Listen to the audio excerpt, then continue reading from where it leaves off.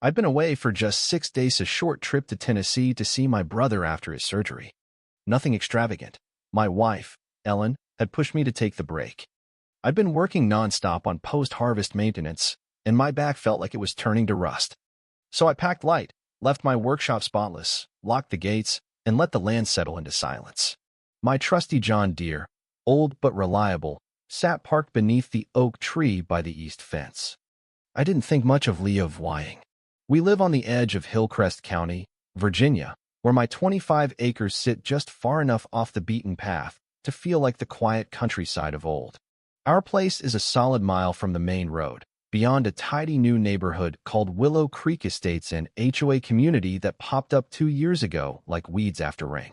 I've never been part of their HOA. My land came to me through a veterans agricultural program after 26 years in the Army Corps of Engineers. It's federally granted, zoned, and protected. IVE got every document, signature, and county record locked in a steel cabinet in my barn-turned office. That's why my gut twisted the moment I turned off the gravel road onto the dirt path leading home. It was near sunset, and there it was, a steel frame clawing into the sky like something out of a bad dream. The silhouette sliced through the golden Virginia dusk like a gash. As I got closer, my boots hit the ground, and I stared at a full-blown 5G cell tower, complete with a concrete base, fenced enclosure, and a humming station. On my land. For a moment, I wondered if I'd taken a wrong turn, if the trip had rattled me more than I thought. But now here was my workshop down the hill, the same chipped window above the door, the same iron rooster Ellen hung a decade ago. Everything was as it should be, except for the 120-foot beast that had sprouted like an invader. There'd been no warning, no letter, no voicemail, no permit tacked up. Just a laminated sign zip-tied to the fence. Willow Creek Estates Telecommunications Enhancement Project, Authorized Installation, HOA Zone 7, Parcel 44A. My land isn't Parcel 44A, it's 42B, clearly marked on every zoning map, separate from the HOA's turf. That sign wasn't a mix-up, it was a fabrication. I circled the fence, running my hand along the wire, looking for any clue. Instead, I found muddy tire tracks from a heavy rig cutting through my south pasture, right over the crimson clover I'd just replanted. The clover was mashed into brown muck. My pulse pounded not because I didn't get it, but because I did. Someone had made a call they had no right to, and now I was staring at the result buzzing 40 feet above my dirt. That night, after striking out with 3 county offices, I drove to the Willow Creek Community Center. A woman in a crisp navy suit was locking the glass door as I rolled up. She turned, unfazed, when I asked about the tower. Adjusting her glasses, she introduced herself as Laura Hensley, president of the Willow Creek HOA. Her smile was the kind you learn to doubt after one tour of duty.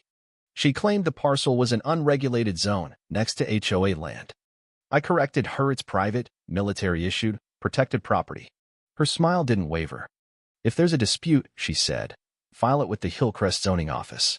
Then she locked the door, climbed into her Lexus, and peeled out like she'd just given me directions to the grocery store.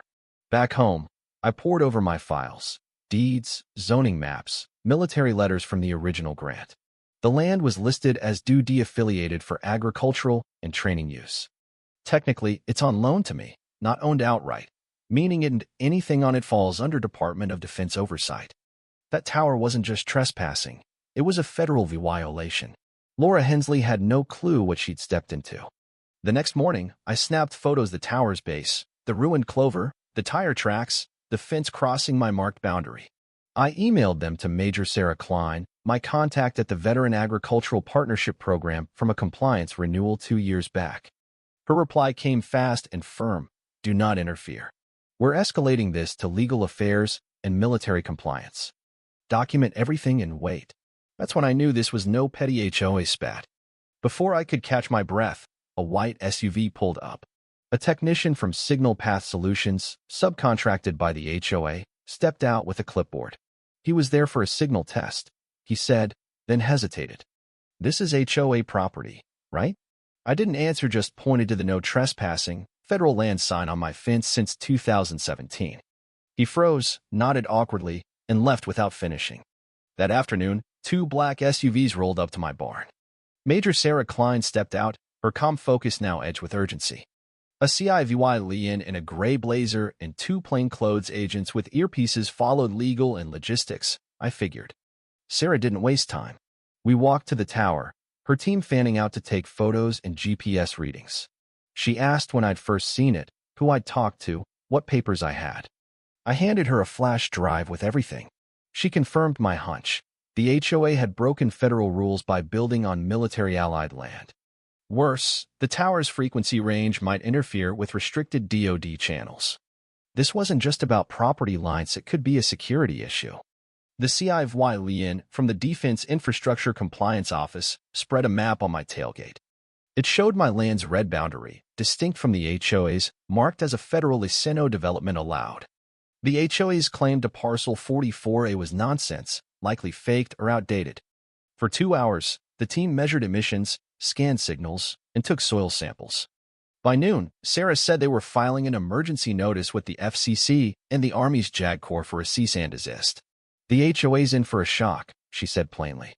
2 days later, a flatbed truck and 2 police cruisers showed up local, not federal. Officer Emily Carter, the lead, handed me a nuisance complaint from the HOA, alleging I was blocking community upgrades. A crew was there to install a power box, she said, under an emergency utility clause. I told her federal agents had been here days ago, and any move now would face DoD scrutiny. She didn't know that her hesitation said it all. I offered to show her my docs. She declined, told her team to hold off, and they left after 3 hours of pacing and phone calls, doing nothing. That night, Veronica Tate, an HOA lawyer, called. She claimed the tower was part of a modernization initiative and offered a do Lot 2500 settlement or a boundary waiver. I refused both. She threatened county court. I told her to try. She didn't know the Pentagon already had this. The next morning, a yellow federal investigation in progress notice from the DoD was on the fence. Laura Hensley came back, pacing and yelling into her phone, but she didn't approach me. Then the HOA sued me in CIVY court for do Law 100,000, claiming obstruction and emotional distress. I forwarded it to Sarah. Her reply: we're countersuing and seeking a federal injunction. Stand by. Soon, DHS joined in. The tower signal could disrupt National Guard emergency bans, a potential national security risk. Local news exploded with HOA versus U.S. government headlines. Neighbors rallied, some brought cornbread, others HOA horror stories. Leaked HOA emails revealed Laura's plan. He's just a farmer. It'll be too late by the time he notices. The community turned. At a packed town hall, residents ousted Laura. She left quietly, her tower dream dead. The DoD took over, dismantling the tower methodically. A VA letter commended my stand and offered me an advisory role for veteran farmers. I took it. Willow Creek reformed new bylaws, a pollinator garden where the tower stood. My land healed, clover regrew, and I hosted a quiet gathering under a free sky. It wasn't about the tower, it was about what happens when people think they can rewrite your life. They can't. Not if you stand firm.